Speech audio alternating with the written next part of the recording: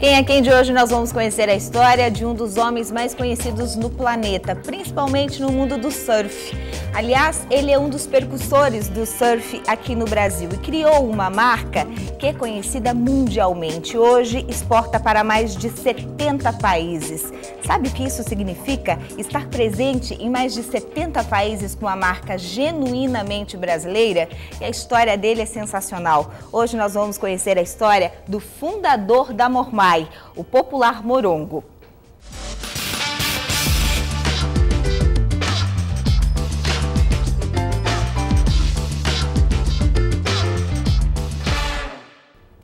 Bom, eu tive que começar a entrevista, Morongo, te chamando de Morongo, porque se eu falar o seu nome, Marco Aurélio Raimundo, eu acho que ninguém sabe quem é, né?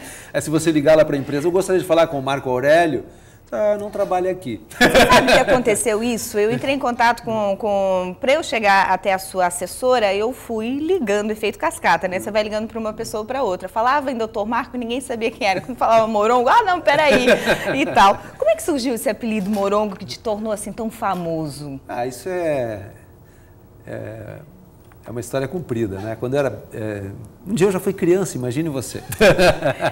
Hoje você é um jovem de 64 anos, muito bem resolvido, já fui criança. Né? E eu tinha muitas sardinhas, aquelas sardas na cara, aquelas pontinhas. Aquelas pintinhas, aquelas pintinhas, e parecia um morango. É morango, mocorongo, sei lá, morongo, ficou morongo. É uma corruptela do morango. Você era pequenininho nessa época, né? Foi 3, 4, 5 anos de idade, daí nasceu esse apelido e ficou. E ficou até hoje. Ficou, grudou. Grudou. Conta pra mim, como é que foi essa história? Você é gaúcho, nascido em Porto Alegre? Ninguém é perfeito, né? Eu sou gaúcho. Mas você torce pro Grêmio ou pro Inter? Pode falar isso? Eu pode, mas na verdade eu não sou muito do futebol. Não? Eu já fui gremista, né? Mas eu não sou mais, porque eu estou aqui em Santa Catarina há 30 e... já perdi a conta. 38 anos, quase 40 anos, sei lá, há muito tempo. E eu sempre fui muito do mundo da água. A minha formação sempre foi no mundo da água. Fui atleta do Grêmio Náutico União, lá em Porto Alegre. Fui tricampeão estadual de saltos ornamentais.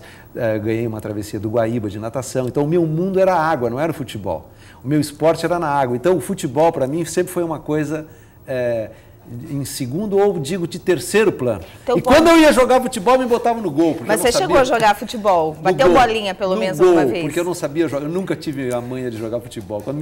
Quando tinha que eu ia para o gol, porque eu não sabia, realmente não Eu acho que você, além de ser precursor do surf no Brasil, é pioneiro em Porto Alegre. Quando que você começou a surfar? Que idade você tinha quando você era se bem descobriu? Jovem, né? Jovenzinho. O surf, para você entender melhor, naquela época, né? Ainda nos anos, final dos 60, princípio dos 70,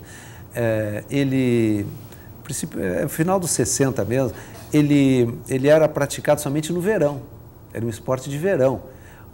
Os gaúchos só iam para a praia no verão. Quem é que ia para a praia no inverno? Lá no Imagina, Rio Grande do Sul é muito mais frio que Santa Catarina. É um horror, entendeu? Né? Até no verão é ruim, imagina no inverno. Então, você tinha aquela janelinha para pegar um pouco de praia, né, naquelas férias de verão, né, e o único lugar que era propício, razoavelmente propício para a prática do surf é Torres, né, que é quase na fronteira, já é uma fronteira com Santa Catarina. É o único lugar, eu acho que no Rio Grande do Sul inteiro, que tinha uma condição de fundo, de costão, etc., que rolava uma onda que se podia chamar de onda. O resto era um horror. Então, o surf no Rio Grande do Sul, ele nasceu ali em Torres. Quem veraneava ali, quem curtia aquela região, é que começou... Na verdade, os primeiros surfistas que tiveram ali no Rio Grande do Sul, você não vai acreditar, que foram inclusive aqueles que me levavam, que me carregavam até aqui às vezes, né? Que eram os Johann Peter, que são os donos da Gerdau. Olha só. Você vê, então os Gerdau, né? Que inclusive esse dia eu dei uma palestra lá na reunião de família deles, foi muito bacana, foram grandes precursores, eles foram os primeiros, porque eles eram já os jovens, né? Nós éramos molequinhos, eles já tinham carro, já etc. tinham experiência, já eram mais maduros, né? Já tinham seus 20 e poucos anos. E você, um menininho nós de 12, era tudo um bando 13. de moleque que era o piolho dos bacana, que eles, né? Então, eles é que tinham aquelas longboards, aquelas coisas, e começaram, e a garotada assim, foi junto ali com eles, né? O interessante é que em Torres, naquela época, já nos anos 60 ainda, eu já sentia a necessidade, que eu era muito magrelinho, sempre fui magro, eu sentia a necessidade de uma proteção, né? Eu sentia frio. Os caras eram mais fortinhos, mais gordinhos, eu era magrelinho, eu sentia frio, eu queria alguma proteção. Fora que a parafina que se colocava na prancha era um horror. A parafina era vela derretida com não sei o quê, com sebo de boi, fazia qualquer coisa. E aquilo te assava, te causava feridas na perna, na coxa. Aqui. Terminava a onda totalmente ralado. Tu estava ralado, a parafina ela era corrosiva, era venenosa mesmo. Então eu sentia frio e eu sentia problema de pele. Então eu inventei um macacão que eu chamava de quen-quen. Imagina um macacão feito de malha, um tipo de um banlon, que eu tinha uma tia minha que tinha uma malharia, e ela fazia essas malhas. Era feito de lã? De elanca, assim, uma malha, uma coisa meio, um banlon da vida.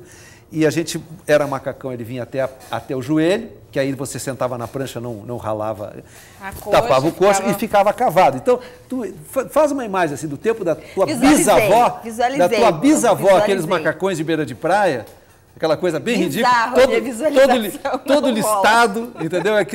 Então aquilo eu vendia na beira da praia, né? E com aquilo ali eu já comecei a tomar gosto pelo surf, pelo esporte, pela coisa, ainda ganhava um troco, ainda pagava o cachorro-quente na beira da praia, e aí foi. Tá, mas aí você fez medicina, você se formou médico pediatra. Sim. E só mais tarde, quando você veio para Garopaba, para Santa Catarina, que você se tornou um empreendedor, né? Essa história é muito, muito interessante. Quer dizer, isso ficou num pedaço do passado lá atrás, esse negócio do surf, né? Porque depois daquilo eu virei mergulhador, virei um monte de outra coisa, né? E aí fui fazer medicina, entre outras coisas eu fiz medicina. E quando eu me formei, sabe esses médicos malucos que vão para a Amazônia, ou que vão para a África? Lá para os confins do planeta. Eu conheci Garopaba numa época que não tinha essas estradas que tem, essas BRs. Eu tinha que vir com um jipe tracionado para chegar em Garopaba, né? E eu conheci aquela comunidade ali mais pelo mergulho do que pelo próprio surf, né? E me apaixonei, fiz grandes amizades com os pescadores na época. E quando eu me formei, eu notei que a minha vida em Porto Alegre ia ser uma vida muito doida, porque eu ia trabalhar o ano inteiro para poder talvez passar 10, 15, 20 dias num lugar bacana. Eu disse, eu já vou para Garopaba, que eu não vou ganhar nada lá, mas eu tenho um monte de gente lá que está precisando muito, e se eu não ganhar um pila, eu já estou no melhor lugar do mundo, que é o maior paraíso da face da Terra. E, aliás, essa história começou mais ou menos assim. Você trocava as suas consultas no início da carreira em Garopaba por galinhas e peixes. Ele vai contar os detalhes depois do intervalo. Quem é quem de hoje com o Morongo? Um instante só.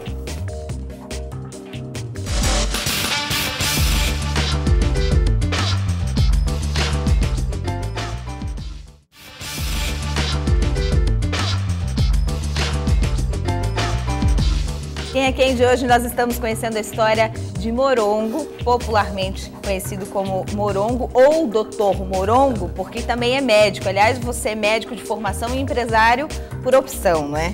Mas aí a gente terminou o bloco anterior, Morongo, contando a sua chegada a Garopaba. Você mergulhava, descobriu a vila de pescadores e resolveu partir para uma aventura. Mas uma aventura muito bem calculada e com senso, com uma sensibilidade impressionante. Você atendia o pessoal da vila e como o pessoal não tinha dinheiro para pagar, eles pagavam com produtos, né? Os primeiros 2 anos foram os 2 anos, eu acho que mais felizes da minha vida. Não tinha luz, não tinha água? Não tinha água, não tinha luz, não tinha nada. Eu tinha que buscar água na grutinha, mais de 500 metros, quase 1 quilômetro de distância, tinha que trazer. A luz era lampião, a geladeira funcionava a querosene. Sabia que existe geladeira que funciona a querosene? Sabia. Eu vi em museu já. Só em museu mesmo, né? Então a casa era feita de costaneira. Costaneira é aquele pedaço, o primeiro pedaço que se tira do tronco, que ele é meio... É onde não está saindo a tábua ainda, né? E aquilo ia emendando e entrava, quando tinha vento forte, entrava areia e comia comida com areia. Era uma coisa de doido. Mas era fantástico. E durante 2 anos, pelo menos, eu não tive nenhum tipo de remuneração em termos de dinheiro. Mas a remuneração em termos de alegria de poder ajudar as pessoas e aquele contato e aquela troca foi uma coisa mais linda que se possa imaginar. E aí foi indo, aí depois eu trabalhei no posto de saúde, né? Aliás, foi você quem montou, quem organizou o primeiro posto de saúde em Garopaba, a primeira colônia de pescadores lá, fui o primeiro médico naquela região. E eu trabalhava, depois eu comecei a trabalhar muito. Eu trabalhava em Paulo Lopes, em Imbituba e Garopaba. Eu atendia 3 municípios, tanto que eu quase morri de tanto trabalhar. Mas não deixava de surfar no final do dia. E ainda sentia frio. Aí é que começou a coisa. Porque como não tinha nenhuma outra fonte de lazer, né, a não ser o mar, não tinha televisão, não tinha cinema, não tinha teatro, não tinha nada. Só tinha surf. Só tinha o mar. Ou você ia mergulhar, ou ia surfar, ou qualquer coisa assim. E aí eu notei o seguinte, uma coisa interessante. Você se lembra no princípio da entrevista que eu te dizia que o surf era um esporte de verão no sul, né? Para os gaúchos, né? Para a turma. E ali eu notei que as melhores ondas, na verdade, rolavam no inverno. E aí você queria surfar aquelas ondas e aí sentia um frio. E não rolava. Você entrava em hipotermia, quase morria, aí tomava pó de guaraná para poder encarar aquilo, mas quase morria igual, não sentia frio, mas entrava em tetania. E aí nem a engenhoca que você inventou lá em Porto Alegre resolvia. Não, de jeito nenhum, aquilo funcionava para verão, né? Para o verão aquilo funcionava razoável, mas para o inverno nem pensar. E aí que surge essas telas de neoprene, né? Que é uma história bastante comprida, como é que surgiu esse material. Para exemplificar, você trouxe do exterior para o Brasil. Acho que você foi o pioneiro na utilização do para a prática de surf, pra sim. Surf. São telas especiais, porque são telas que tinham que ter uma elasticidade especial. O surf ele mexe muito com os braços, né? O mergulho já não, o mergulho já é um esporte mais parado. Então o neoprene tem que ser mais denso, até porque quando você desce em profundidade, a pressão da água, a cada 10 metros aumenta uma atmosfera de pressão. Se o neoprene for macio, ele aplastra e perde a função. Porque o isolante térmico, na verdade, dessa borracha, está dentro da célula fechada com nitrogênio dentro. O isolante térmico é o nitrogênio, que é praticamente o ar. 78% do nosso ar é nitrogênio. Então, o isolante térmico é o ar. Se você tem um material muito leve, muito macio, essa célula é aplastrada e perde o isolamento do, entre aspas, ar. E você perde a isotermicidade. Então o material que se usa para mergulho, ele é mais denso, ele é mais resistente à parede para não ser aplastrado. O surf não, o surf é um esporte de superfície, o surf, o windsurf, o kitesurf, tem outro tipo de parede, outro tipo de matéria-prima. E isso eu ajudei a desenvolver no Japão, nos Estados Unidos, trabalhei lá até conseguir o material ideal para produzir essa roupa. É verdade que você costurou a primeira roupa de surf na varanda da sua casa? Não foi na varanda, foi na minha mesa onde eu comia. Na tua cozinha, né? É verdade essa história? Absoluta. Eu terminava de comer, minha esposa tirava a mesa, eu botava ali em cima a tela e cortava, na maquininha ali adiante eu costurava, adaptada, etc.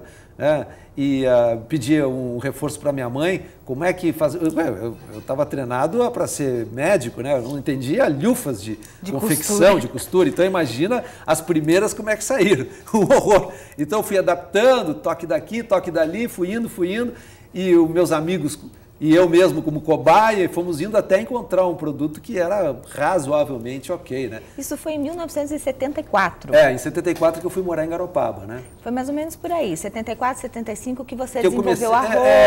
E aí eu pedi o registro da marca em 76 e o registro só saiu em 79, que o INPI demora 3 anos, ou às vezes até mais, para te dar o registro. Então, a marca está registrada em 79, mas o pedido dela foi uns 3 anos antes. E antes eu já fazia alguma coisa. Já fazia. E você fundou a Mormai, então, podemos dizer, na mesa da sua cozinha. Total. Foi ali costurando a primeira roupa para surf. É verdade que os primeiros funcionários da Mormai eram pessoas especiais? Eu tinha... Eram pacientes? O negócio é o seguinte, lá naquela região, naquela época, né? Não tinha nenhuma cultura industrial, nem de educação, nem de nada, né? Era uma coisa bastante primitiva, uma vila de pescadores mesmo, você imagina, flat, né? Sem instrução, sem nada, né? Então, o que acontece? Eu tinha algumas pessoas que eram os meus pacientes, né? Que tinham problemas de saúde e não tinham nem...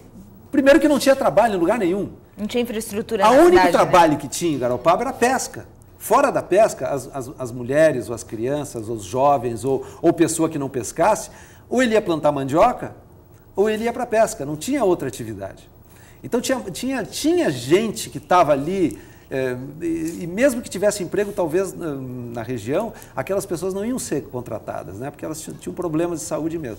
Então eles vieram para me ajudar, né? Eu ajudei eles, ganharam o troco. No fim eles estavam ganhando mais do que os próprios maridos ou os próprios pais, porque aquilo ali começou a render, começou a atrair muito turismo, muita gente. Muito surfista que vinha a Garopaba comprar roupa, trazia a família, de todo e foi o aí país. que começou o giro turístico na claro, cidade. Porque quando o surfista vinha para comprar roupa, ele vinha com o pai, ou vinha com o tio, ou vinha com a namorada. Assim, pô, que lugar bacana! E aí começou as pessoas a acordarem para aquele lugar paradisíaco que eu já tinha descoberto há muito tempo antes. E começaram a comprar terra e investir na região. E aí teve uma explosão de turismo maravilhosa, que hoje o paradigma se transformou completamente. Era uma vilazinha de pescadores, hoje continua uma vila, mas de turismo, com infraestrutura bacana, supermercado, todo atendimento. Tem mais médicos hoje na cidade. Dezenas de médicos, tá perfeito, né? Quer dizer, e a gente não tem... Isso é que é o mais importante, os grandes problemas dos grandes centros, que é os engarrafamentos, que é os problemas sociais graves, né? E de poluição, etc., congestionamento. Isso a gente não tem porque a gente conseguiu manter a cidade, né? Não sei se dá para chamar de cidade, mas conseguiu manter sem a construção de prédios verticais. Quer dizer, um crescimento sustentável. Completamente sustentável. Isso é fundamental para a gente... E é um desafio, ter qualidade de vida. E é um desafio gigante para você conseguir segurar, porque os interesses econômicos são muito grandes, de botar para cima, né? E isso, prédio. Então, para você conseguir segurar isso, é Golias contra o... contra o gigante. A gente vai para o intervalo comercial, já tem mais morongo para você aqui no Quem é Quem, um instante só.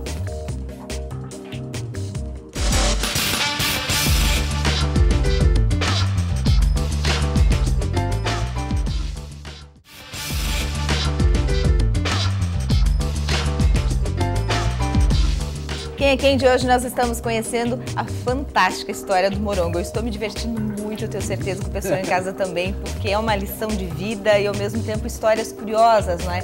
De lugares de Santa Catarina e de um dos homens mais conhecidos mundo afora, dono de uma das marcas mais valiosas hoje do Brasil, e eu acho que inclusive suspeito que seja uma das mais valiosas do mundo, né? A Mormaii está presente em mais de 70 países, né, Morongo? É referência no mundo do surf. A gente faz um barulhinho. Faz um barulhinho. Quando foi que o médico deu lugar ao empreendedor, ao dono de empresa? Foi naquele momento que você viu que a cidade precisava crescer e que as pessoas apresentavam as mesmas patologias? Enquanto médico, você atendia sempre as mesmas questões? Na verdade, você tem que entender que a empresa não nasceu como uma empresa, era praticamente um hobby, né? Era um hobby. Mas continua até hoje, não é? Continua. Esse é o hobby, eu acho que... esse é o espírito da coisa, né? Porque o surf tem muito disso, né? Então, chegou um momento, uns 10, 12 anos depois, que eu já estava atuando o único médico na comunidade, aquela responsabilidade gigante, né? Chegou um momento que eu tive que optar. Primeiro, por um lado, começaram a chegar outros colegas médicos, já tinha uns 3 ou 4 médicos na cidade, e a minha indústria estava crescendo muito. Aquela coisa, o mercado do surf explodiu. Vê que o mercado do surf explodiu não só no Brasil. E foi rápido, né? Foi uma coisa muito explosiva. Então eu tive que optar, né? Eu tive que optar porque eu não poderia mais cuidar de uma empresa e cuidar da saúde das pessoas, porque é muita responsabilidade você cuidar de vidas, né? Você tem que estar full time naquilo, você tem que estar e tem que estudar, é uma coisa séria. Então eu tive que optar. E naquele momento, como os colegas já estavam segurando também a bronca, eu passei para eles essa parte e fiquei com o filé mignon. Porque na medicina você trabalha com o que há de pior, né? Ninguém vai no médico... se está bem. Se está bem. Sempre está ruim, está tudo ruim. Meu filho está mal, estou morrendo, estou com câncer, estou com isso. É só bronca, né? Então, isso te suga muita energia também. Por outro lado, na parte do esporte, É tudo de bom, é só qualidade de vida, é só quem está muito bem, quem está curtindo. Então era uma coisa que, pô, nisso aí eu já tinha cumprido a minha missão social, né? De dar suporte de saúde para aquela comunidade, e colegas já estavam fazendo, e eu fiquei com o filé mignon. Eu acho que eu fiz uma boa escolha. Você aplicou no Brasil uma técnica que no exterior já funciona e é muito comentada, inclusive. Os seus funcionários têm total liberdade, o tempo está bom, tem sol, tem onda, o pessoal pega a prancha e vai isso surfar. Foi muito mais forte, nos primeiros, vamos dizer, 15 anos da empresa.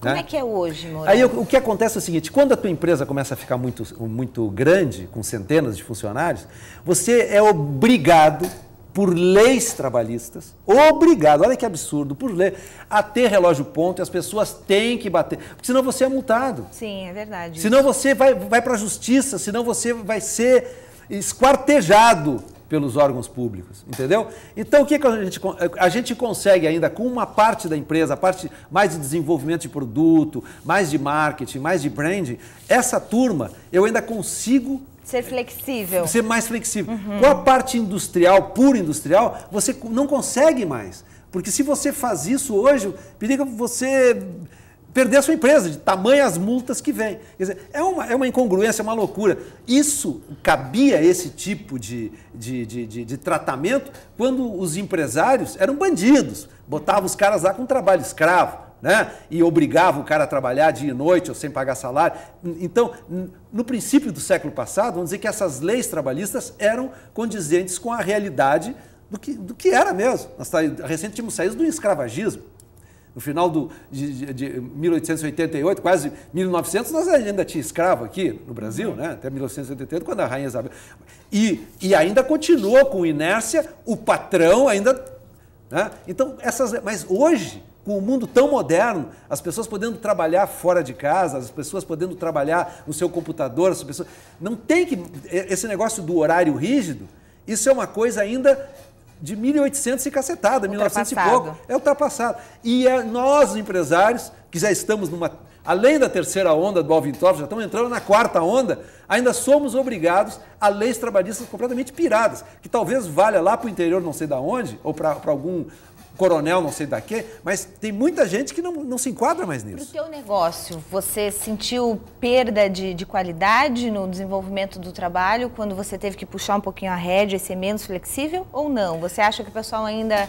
Não, o negócio é o seguinte, o ser humano é um bicho muito adaptável. A gente se adapta a toda e qualquer circunstância, ainda mais que as pessoas estão sabendo, eles sabem, eu chego lá quase chorando, pô, bicho, aí a gente tenta, aí tu puxa o horário de fim de tarde, para ficar um pouco mais, para poder fim de tarde os caras pegarem onda. Às vezes a gente...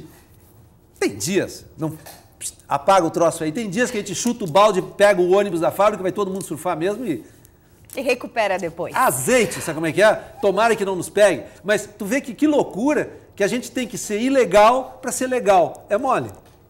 É duro. Morongo, a nossa entrevista está quase terminando. Eu gostaria de fazer algumas perguntas em relação à sucessão da Mormai. Você tem 64 anos, é um jovem empresário ainda, mas como um bom empresário, que tem todo esse planejamento, essa estrutura empresarial, como que você pensa a tua empresa daqui a alguns anos? Você acha que os seus filhos vão conduzir? Sabe, eu tenho um filho meu, que ele é budista, né?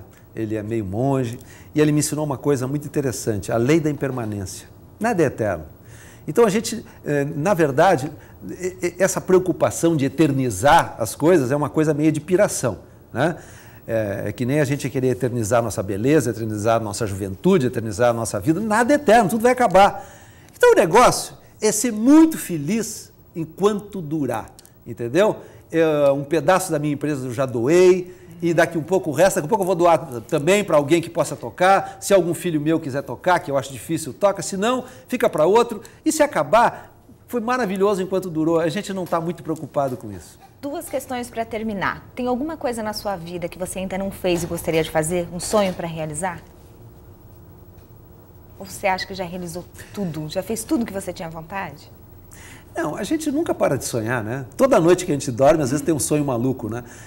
Eu agora estou sonhando acordado, eu estou construindo um barco, um mega catamarã, um barco gigante. Ele é todo, funciona autossustentável. É um veleiro, os motores são elétricos, ele se recarrega as suas baterias quando ele mesmo estiver velejando, a hélice gira lá embaixo, né, quando ele está velejando, como se fosse um eólico, e carrega as baterias para quando precisar motor.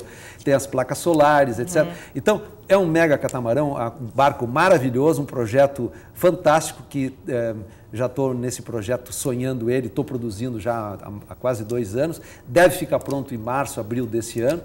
E esse é um sonho que eu estou sonhando. Então, quando terminar esse sonho, depois eu vou sonhar outro. Vai, calma. Não dá para sonhar uma coisa por vez, um sonho por vez.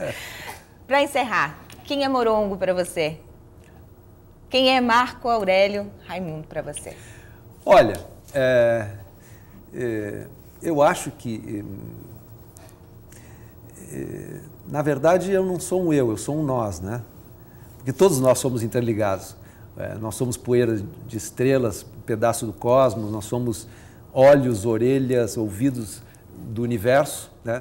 Nós somos o que capta a imagem, que nem a sua câmera está captando a imagem, nós captamos essa imagem, nós traduzimos a nossa experiência de vida, o universo se alimenta da nossa experiência.